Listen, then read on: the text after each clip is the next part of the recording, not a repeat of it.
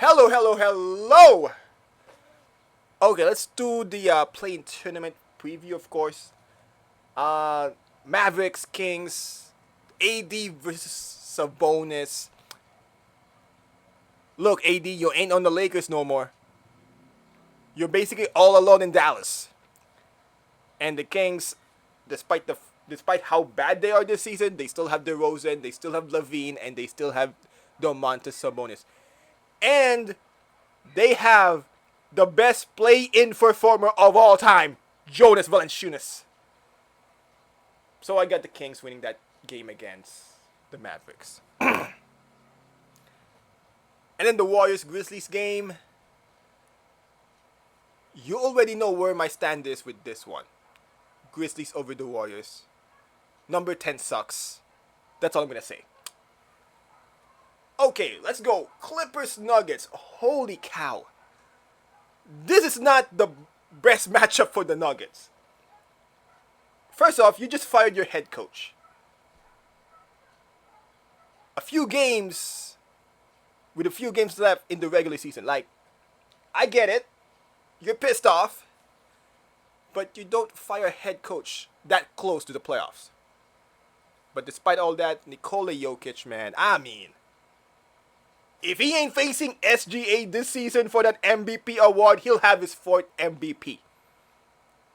By averaging a triple-double. A 30-point triple-double at that.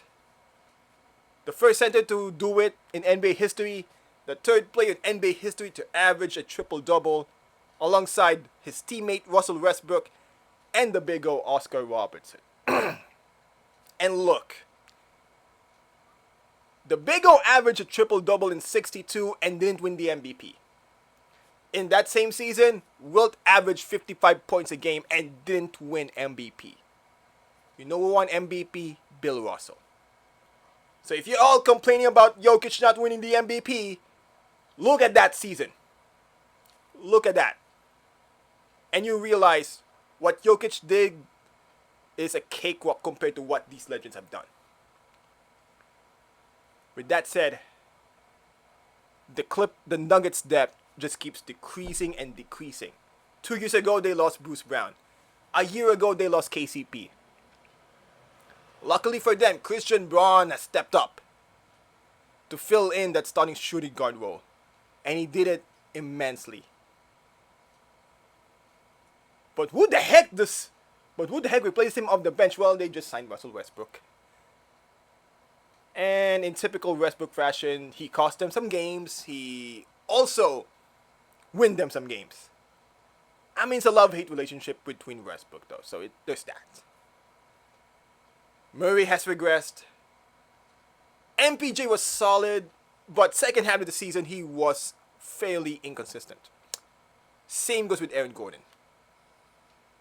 And outside of maybe Peyton Watson, they haven't really developed anybody. Like, Hunter Titan still aight.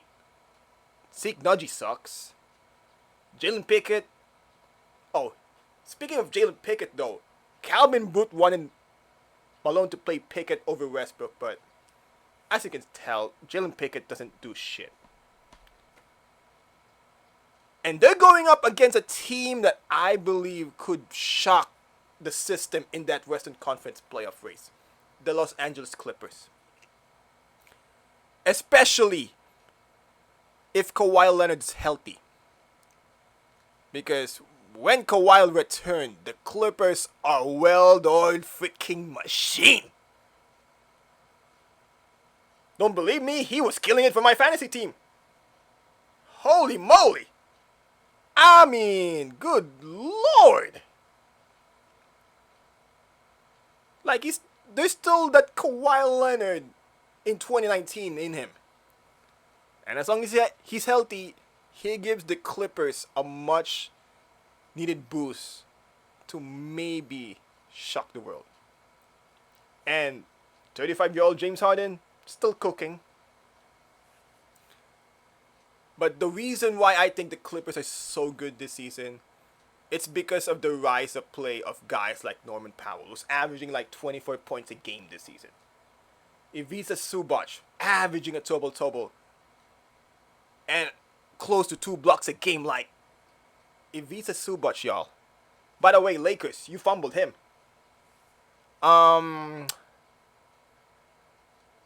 They also signed Derrick Jones Jr., Chris Dunn. They traded for Bogey, who has been excellent for the Clippers. They signed Ben Simmons to a buyout, who's really good in his short role off the bench. I mean, the Batum Battalion's still cooking. I believe Amir Coffey is doing an immense job, especially in games with Kawhi out, by the way. So this Clippers team has so much depth that they could potentially beat the Nuggets in a playoff series. But again, the caveat, Kawhi has to stay healthy. Because if Kawhi isn't healthy though, they don't have a shot. Despite the fact that the Nuggets don't have much depth or a head coach. Now, who do I predict? Okay. I'll bank in my chips and say Kawhi stays healthy. And if he does, Clippers in 6. Nikola Jokic is one of the more dominant big men in today's NBA though. But he does have a hard time against Ivica Zubac. And if Zubac can contain Jokic though, I like their chances. With that said, this is one of the best players in the game today. So if anybody can work around a guy like Ivica Zubac, it will be Jokic. That's a matchup you want to watch.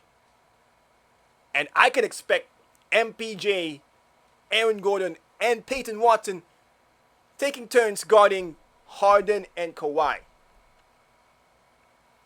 So that could be a problem. But you know how healthy Kawhi plays. That dude's a demon. So in turn, it all comes down to the other guys. The guys that stepped up. Guys like Norman Powell. He has to go off. Bogey, he has to go off. And they may even need help from Ben Simmons as well. Oh, Chris Dunn and Jamal Murray. I think that's an important matchup too. Because Chris Dunn is one of the few that can contain smaller guards. And we know about playoff Jamal Murray. He can go off at any time. But like I said, as long as Kawhi is healthy, I'm going to give this series to the Clippers. So Clippers in 6. I could be wrong on that one, but I love this matchup. See ya.